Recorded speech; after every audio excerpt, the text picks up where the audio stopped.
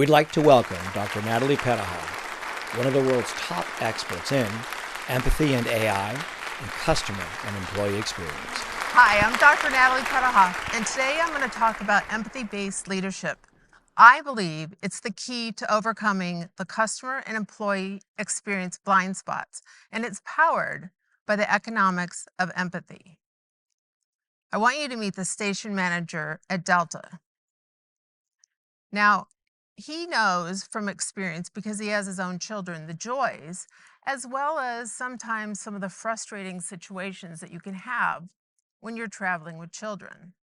Getting to the airport, going through security, lugging and checking baggage, and waiting for the plane, especially when there are flight delays. Without even knowing it, he used empathy-based leadership. He put himself in the shoes of his customer, and he turned a routine gate experience into a fantastic, entertaining, and fun experience for young minds to live their dreams. Children waiting for their flights can become part of the Delta team to make things like boarding announcements or to help marshal in planes. One of the employees said, "Their faces light up when I encourage them to let them know that they can do what I do. And they ask questions and they always want to know more." And this is my favorite part. She said, "It is so inspiring. It makes me proud to be part of this team." That gives me double goosebumps. And sometimes, and here's a competitive advantage, sometimes parents who are watching this from other airlines, they ask us if their kids can participate. And the team says, "Hey, of course, we're happy to show them the Delta difference." So why? Why is feedback, this idea of empathy, of listening, understanding, and acting on the experiences of both your customers and your employees, so important? What I found in my research is that with it, companies can transform an ordinary experience or even a frustrating situation into a brand galvanizing experience that entices customers to return and employees to be proud of where they work. Now, there's this thing called quiet quitting, the great resignation. Lots of things are going on, and this is opposite of that. What if, like in a crazy, wonderful world, what if customers and employees were fans? What if they were brand ambassadors? Now, the idea of empathy, and I've been talking about this for a while, only works when leaders are open to the feedback from customers and employees, and they give employees the agency to actually take action. I can also tell you what's interesting is when I talk about empathy, I often get the eye roll. The benefits of empathy, for many of it, the value of it, and culture, I think for many, it feels like that touchy-feely stuff. But I can tell you, the economics of empathy is real. And it's not just because I trademarked it, and it's not just because it's the title of my new book. Today, we're going to look at some of the principles and the building blocks of what makes it real. So, if I was in a room with your CEO or CFO or COO, I would ask this question: does it make sense that we spend 20 to 50% of revenue on advertising and marketing to acquire our customers, and then we reduce the spending on customer service, often to the detriment of that experience? Why? Right? I've been asking this question for a long time. Why would we take these very expensively acquired customers and drive them with bad experiences to our competitors? Customer acquisition versus customer service, and it's an age-old story. Part of the reason we've done this is because it's the way that we've always done things. But in my mind, I think we're going in the wrong direction. And we find ourselves right now in an economy where some businesses are struggling. Cutting costs is key, but so is generating revenue. What if What if we weren't in a down economy? Wouldn't we have these same goals? Wouldn't we want to reduce costs and increase and generate revenue? So, I want you to look at two assets that you may not even realize that you have: employees and customers. Now, without employees, there's no one to create the products and services that we all use.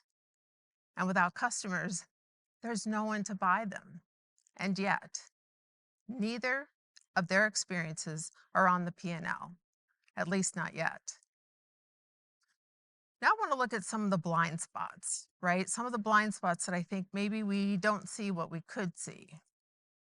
According to Bain and Company, 80% of executives believe that they provide a great experience. However, when you ask the same customers, only 8% of customers agree. That's a huge gap. According to McKinsey's studies, they say 10% of employees are extremely disengaged and 4% are super engaged. And the rest, unfortunately, they range in value.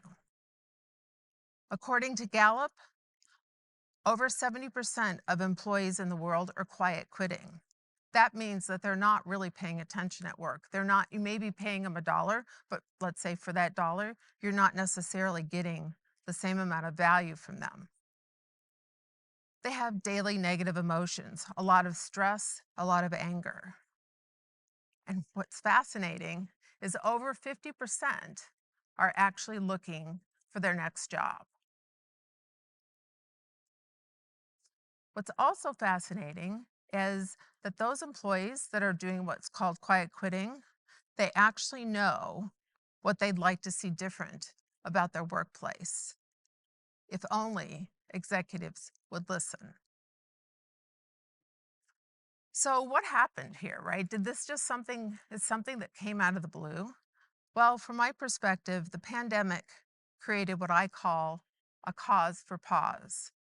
And in that time of self-reflection, in a time when we weren't really sure what was going to happen to the world, we all asked ourselves very deep emotional questions about what we want for our lives. And I think part of the result is that the workforce of today is very, very different. What I think hasn't happened and what needs to happen is having leaders truly understand the workforce of today and to actually understand that they are in charge of making the changes in customer and employee experience that will make the difference. The research also shows that it's an $8.8 trillion problem for the global economy. That's a pretty big problem. For instance, employee disengagement and attrition could cost a medium-sized company $228 to $355 million a year in lost productivity. So I want to pose a question. What if? What if leaders were actually interested in what customers and employees thought? So one of the things when I speak about empathy is I want to understand what people think about that and what they think about the definition. So what I found in my research is that oftentimes people think that sympathy and empathy are the same thing, but they're completely different. So let's look at that. Sympathy is saying, I'm really sorry that that's happening to you. And it's often from our own perspective, right? It's not about what the other person thinks or feels. And when I talk about empathy, I'm not talking about pizza parties or kumbaya or being polite.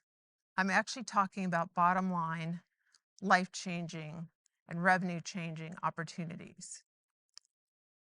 Sympathy is part of our culture. It's a natural gut reaction.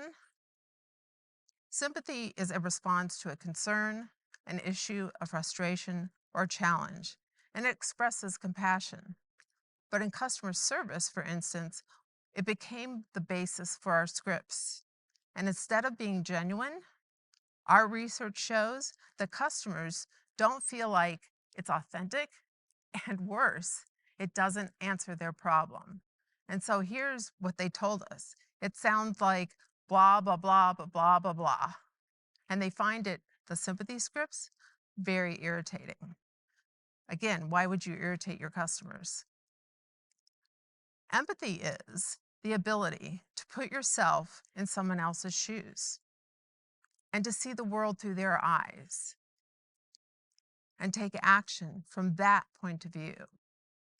And when you consider your employees' point of view and your customers' point of view, what we find when we speak to leaders is that it changes every decision and choice that you make as a leader. Empathy is not about us as leaders. It's not about our perspective. It's not about sitting up in the ivory tower and thinking that we know better. What makes it a unique leadership skill is that it uses other people's opinions. It's not just a reply. Empathy is action.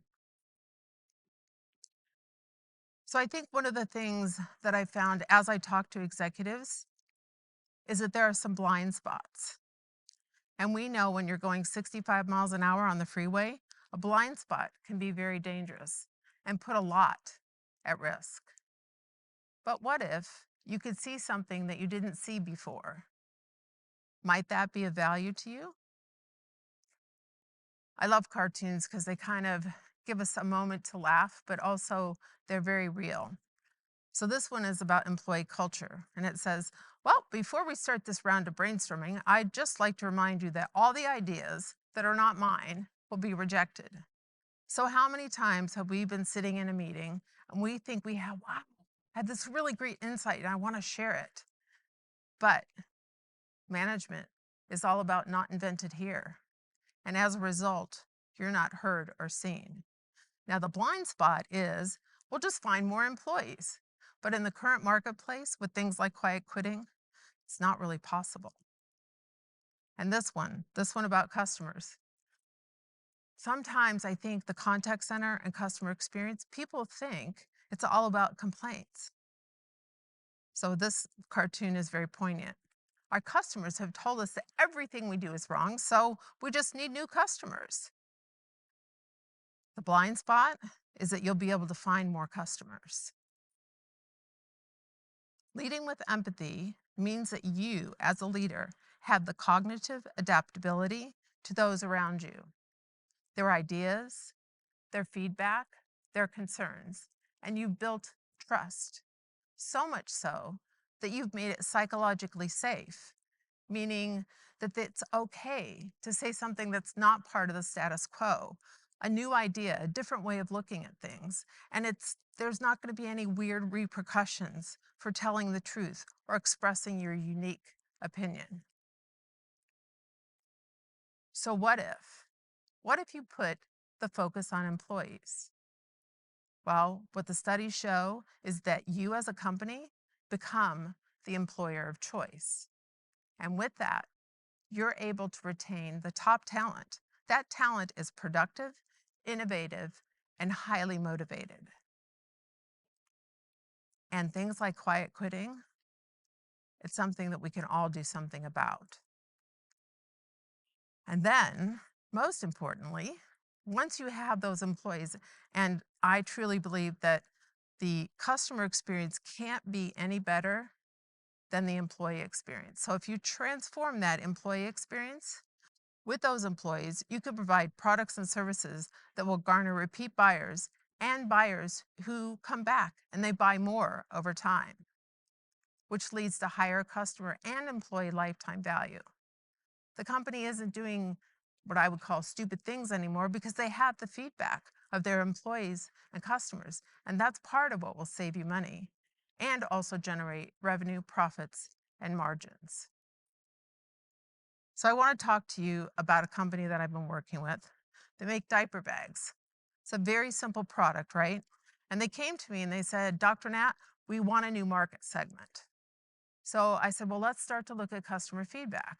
And what we found was they had all the right compartments. The zippers actually worked. They didn't break. There was a place for your keys, for your phone, for the bottle. The luggage strap was great. And so I said, I think we need to look a little deeper. And so we started to talk to employees. And guess what? we found a whole new market segment. And guess what it was? Dads. Nobody was addressing the need for diaper bags for dads. And here's an actual customer review. And they said, "Oh my God, this product is freaking awesome." 5 stars. And wouldn't we all want our customers and our employees to feel this way about the products and services that we provide? So, what I want to talk about now is, how do I become an empathy practitioner, a different type of leader? The type of leader that inspires followers and new ways to get things done. Now, I know that your first response might be, I don't know. And you might start finding that the excuse machine starts sharing things like, it's not really the way that we do things around here, or I don't really have time, or I don't know if this is going to be accepted. What will my peers think? This is so different. But in your heart of hearts, you know how that feels when your ideas don't get seen or heard or acknowledged. It doesn't feel good. And that's what's happening to employees. And that's why they're quiet quitting, at least part of it. So I'll give you a few steps. Step 1 is to actively listen. And that means not necessarily listening to figure out what to say next, but to become curious about what's being shared by that other person's point of view. And don't react. A lot of times when we hear something new, there's no reference point. So it might not even make sense in that moment, but allow it to sink in. Step 2 might be saying something like, tell me more about that. I'd like to hear your perspective. What do you see when you think about this? And why do you think that's so? Be open to what you learn from this and see how it shapes and informs your thoughts, your ideas, and your perspective. And then, when there is a decision or a choice to be made, especially in budget or resourcing or tools or technology, take step 3. Take that new perspective, integrate it into your thinking, and create an inclusive solution together. That's how you're going to win the hearts and minds of your employees and customers. And because you're doing this, this is what will determine whether you reach your business goals. Because we are in a forever changed business climate that requires a new financial focus, a new focus on customer and employee experience. I want to thank you for listening. If you'd like a copy of my new book, The Economics of Empathy, please scan. And in it will be lots of case studies of companies that are actually employing this, including the work that I've done at DoorDash, where we have seen great reduction in costs as well as increase in revenue. And thank you very much.